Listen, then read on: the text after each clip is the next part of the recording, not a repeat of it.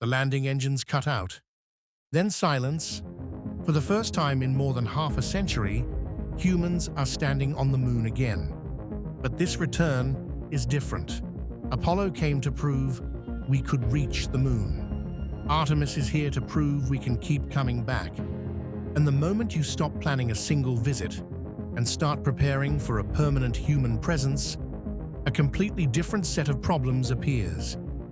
Problems Apollo never stayed long enough to face. 3 days in, and an astronaut is already looking at a problem that isn't supposed to exist yet. The glove seal in their hands was engineered to survive the entire mission. It's already worn through. Gray powder has ground its way past a barrier that was supposed to hold. It shouldn't be there yet. It is anyway. By the end of Apollo 17, this same powder had worn through boot seals, jammed mechanical joints, and drifted into the cabin. The crew came home wheezing, eyes streaming, a condition they nicknamed lunar hay fever.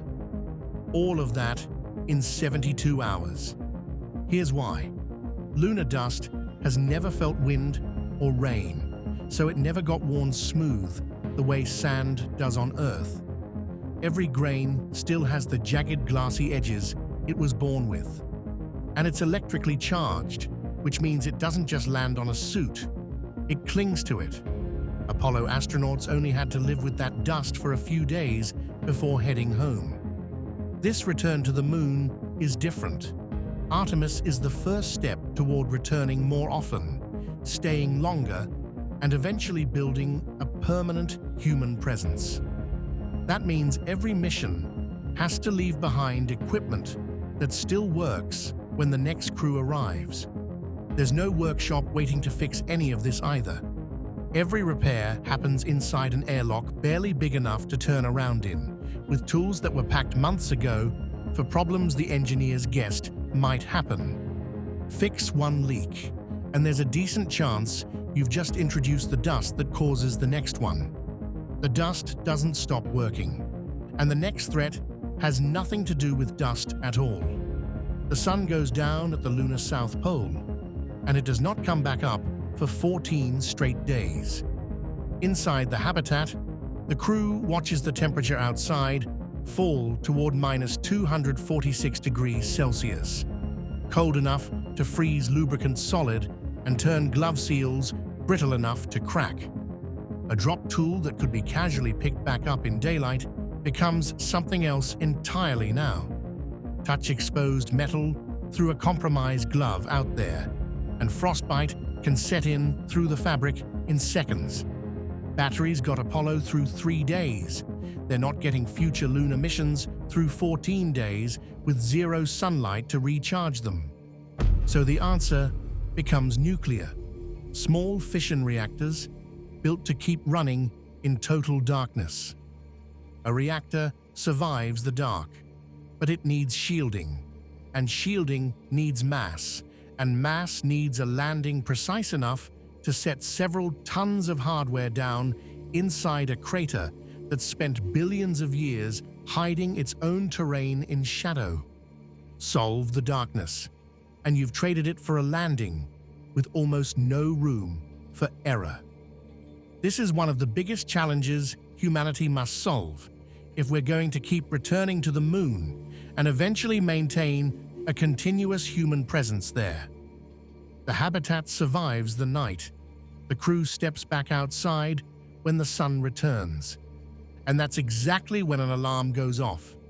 The alert isn't subtle. A solar particle event, a sudden eruption from the sun, is heading their way. Radiation levels are about to spike toward lethal within hours. The crew has minutes, not days, to get everyone into the shielded core of the habitat and seal it. Here's what makes this possible. At all. Earth wears two shields most people never think about. A thick atmosphere, a magnetic field wrapped around the whole planet. The moon has neither. On an ordinary storm-free day, just standing on the lunar surface already means absorbing roughly 200 times the radiation dose of standing on Earth. Apollo crews gambled that a storm wouldn't hit during their few days outside. The bet worked 6 times. As humanity returns to the moon more often, that gamble is no longer enough. Longer missions, repeated surface operations, and eventually a sustained human presence all increase the chances that astronauts will eventually face a major solar storm. The warning window is the whole game here.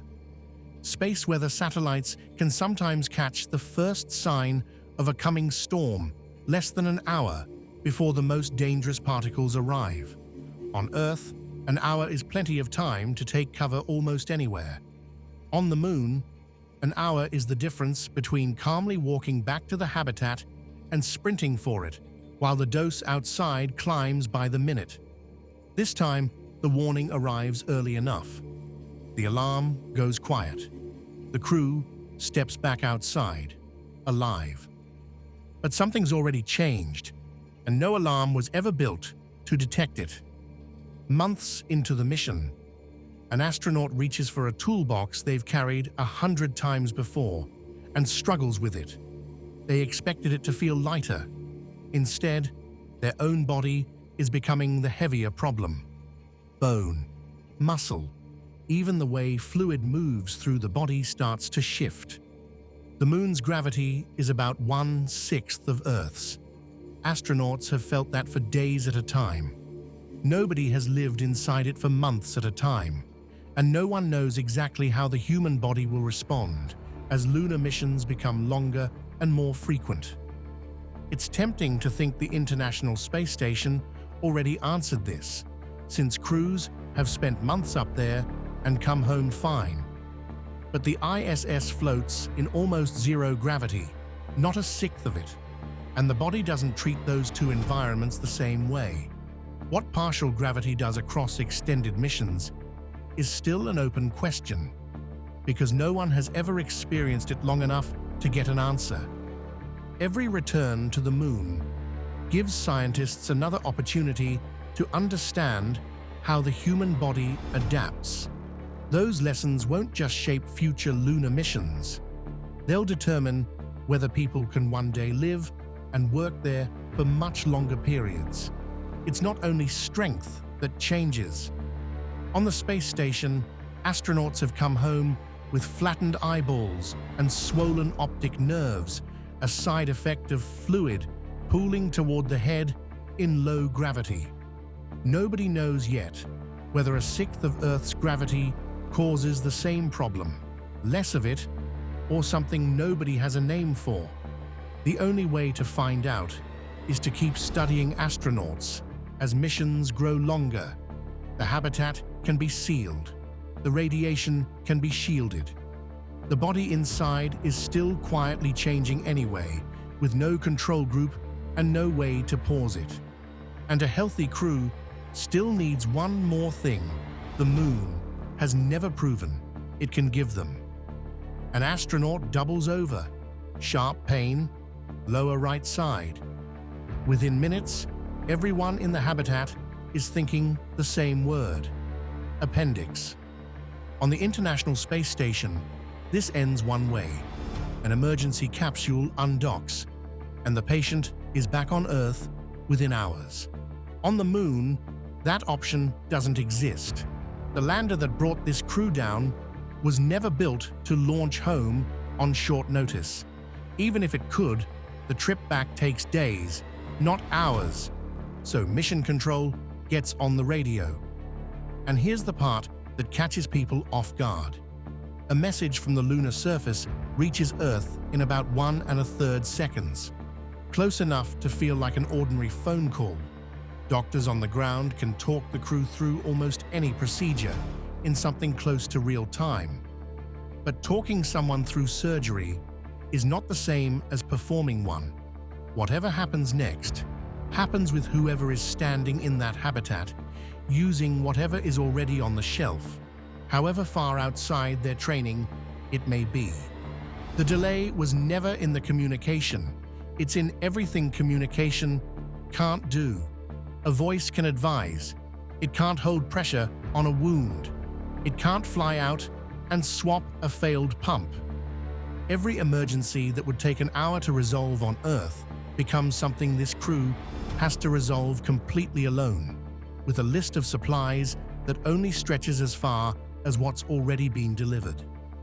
As humanity returns to the moon more often and missions become longer, solving problems like this won't just be important, it'll become essential, which leads to the one challenge every future return to the moon depends on, and one we still haven't proven we can solve. Here's the part almost nobody outside the space program realizes. No mission has ever actually pulled usable water out of lunar ice. Not once, not at any real scale. And every future return to the moon depends on the idea that we eventually can. Buried inside craters that never see sunlight, orbital instruments suggest there's water ice down there. Mine it, split it into hydrogen and oxygen, and you get drinking water, breathable air, and rocket fuel, all made on site instead of hauled 384,400 kilometers from Earth. That's the plan on paper.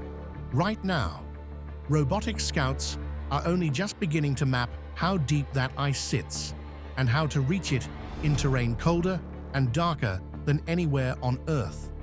Some of those scouts are rovers built to drive straight into permanently shadowed craters and drill in temperatures cold enough to disable machinery that works fine everywhere else on the moon. Others are landers designed to test the soil chemistry one scoop at a time, close enough to the poles to sample ice directly instead of guessing at it from orbit. None of them have finished the job yet. Until one does, every mission returning to the moon still depends on supplies launched from Earth. Every problem astronauts have already overcome, the dust, the cold, the radiation, is still tied to a supply chain that takes days to deliver anything across the vast distance between Earth and the moon. Learning to use the moon's own resources isn't just about building a permanent base someday. It's what could make returning to the moon again and again practical. Right now, that's still the one piece nobody has proven works. The moon was never difficult to reach. We solved that in 1969, with less computing power than sits inside a calculator today. Surviving each return is a different problem entirely. Dust that keeps grinding through seals long after the landing. Cold that no battery survives through 14 days of darkness. Radiation that shields can slow but never fully cancel. A body adapting to a gravity we've barely studied. And underneath all of it, a resource nobody has actually proven we can use yet. None of these problems live alone either. Solve the darkness, and the landing gets harder. Solve the landing, and the dust is still grinding into every new seal. Survive the radiation, and the body keeps changing anyway, quietly, underneath everything else. Apollo never had to face most of this. Apollo was designed to land, explore, and leave before these challenges had time to unfold. Humanity's return to the moon is different. Every mission is another step towards staying longer, operating farther from Earth, and learning how to overcome problems we've never had to solve before. That's the real difference between 1969 and now. Not the rockets, not the suits. It's that we're no longer returning just to prove we can land. We're returning to learn how to keep coming back. That silence after the engines cut out isn't the hard part. It's the beginning of it. Because the moment humans return to the moon, every mission reveals another challenge that has to be solved before the next one can go even farther.